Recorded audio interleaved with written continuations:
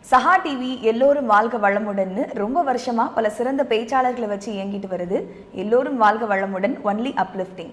So சஹா டிவிக்கு subscribe பண்ணுங்க, மறக்காம அந்த பெல் பட்டனையும் கிளிக் பண்ணுங்க. வீடியோஸ் பிடிச்சிருந்தா உங்க ஃப்ரெண்ட்ஸ்க்கு ஷேர் பண்ணுங்க. சஹா டிவி நேயர்கள் அனைவருக்கும் எனது அன்பான வணக்கங்கள். நான் உங்கள் கௌதமி சுப்ரமணி.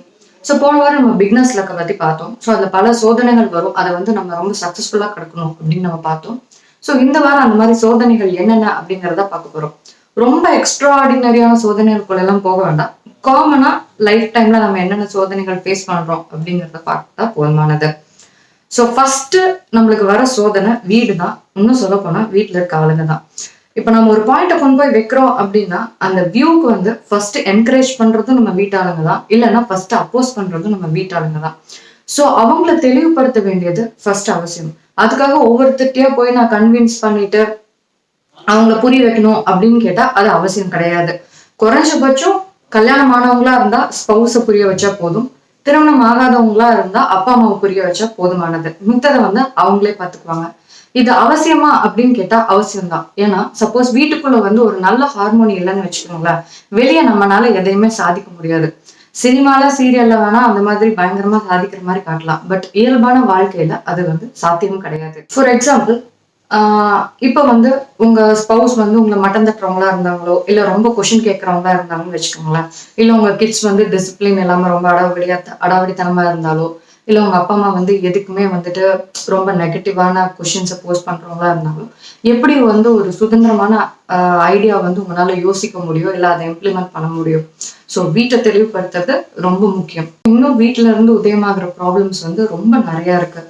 இது என்ன பிரச்சனைனா, யாருக்குமே இப்போ நம்ம வீட்டாளுங்களோட ப்ராப்ளம்ஸை டைம் ஒதுக்கி கேட்குற அளவுக்கு பொறுமை இல்லை.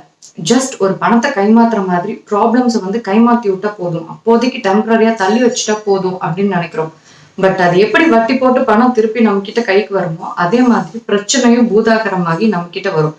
அப்ப நம்மளால ஹேண்டில் பண்ண முடியாம திணறுவோம். ஸோ மோஸ்ட்லி உட்காருங்க, அப்போதைக்கு அந்தந்த பிரச்சனைய அங்கேயே சால்வ் பண்ணுங்க. உங்க கேரியருக்கு தேவையான முடிவை எடுக்கணும்னா என்ன மாதிரி சூழ்நிலையில குடும்பம் வேணும் அப்படின்னு சொல்லிட்டு உட்காந்து பேசுங்க. அதை அடுத்தவங்க மனசு புண்படாத மாதிரி பேசி புரிய வைங்க. ஸோ இது ஒண்ணுதான் பெர்மனன்ட் சொல்யூஷன். இதெல்லாம் ஒரு 3 மாசம் நல்லா இருக்கும், அப்புறம் பழையபடி வேதாளம் வர மாதிரி ஏறிடும். ஸோ நம்மளுக்கு என்னைக்குமே பெர்மனன்ட் சொல்யூஷன் நோக்கி மட்டும்தான் நம்ம போகணும். ஸோ அடுத்து காமனான ப்ராப்ளம் என்ன அப்படின்னா ஒர்க் ப்ரெஷர். இருக்கிற வேலையை பார்க்கவே நேரம் இல்லை, இல்ல எங்க புதுசா நான் எக்ஸ்ப்ளோர்லாம் பண்றது அப்படின்னு கேக்குறீங்களா? கரெக்ட் தான். ஆனா அதுக்காக எத்தனை நாள் உங்க சுமையை முதுகுலையோ இல்ல மனசுலயோ சுமந்துட்டு இருக்கிற லைஃபை பயணிக்க முடியும்? அதனாலதான் இன்னைக்கு ஏர்லியர் டெத், சூசைட் அந்த மாதிரி நிறைய விஷயங்கள் நடக்குது. ஸோ ஒர்க் லைஃப் பேலன்ஸ் ரொம்ப ரொம்ப முக்கியமானது. நீங்க உங்களுக்குன்னு எக்ஸ்ப்ளோர் பண்ற ஒதுக்குற டைமை தயவு செய்து எக்ஸ்ட்ரா டைமாவோ இல்ல சுமையான டைமாவோ நினைக்க வேண்டாம்.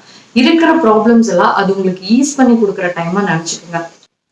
அதுக்காக நான் வேலையை விட்டு நின்று ஸ்பிரிச்சுவலா போக முடியுமா அப்படின்னு கேட்டா கண்டிப்பா தேவையில்லை. ஆனா ஒரு கட்டத்துல எல்லாருக்கும் நம்ம எதுக்காக வாழ்றோம், நம்ம ஏன் இப்படி ஓடிட்டு இருக்கோம், எதுக்காக உழைச்சிட்டு இருக்கோம் அப்படின்னு சொல்லி ஒரு கொஸ்டின் வரும். அந்த சிந்தனை ரொம்ப வலுவாகும். அப்படி வலுவாகும் போது கொஞ்சம் கூட யோசிக்காம ஒரு லாங் பிரேக் எடுங்க. அட்லீஸ்ட் ஒரு 1 வீக் பிரேக்கா இருக்கட்டும். அந்த 1 வீக்கும் ஆல்ரெடி இருந்த அட்மாஸ்பியர்ல இல்லாம மோஸ்ட்லி சோலோ ட்ரிப் பிளான் பண்ணுங்க. அது பக்கத்துலயும் இருக்கலாம், இல்ல தூரமான ட்ரிப்பாவும் இருக்கலாம். அது இன்னும் வாக்கிங் ட்ரிப்பா இருந்தா உங்க மைண்டே அது ரெஃப்ரெஷ்வா கொடுக்கும். ஏன்னா வாக்கிங் ஜென்ரலாவே எண்டோமார்பின்ஸ் அப்படிங்கிற ஒரு சுரபியை சுரக்கும்.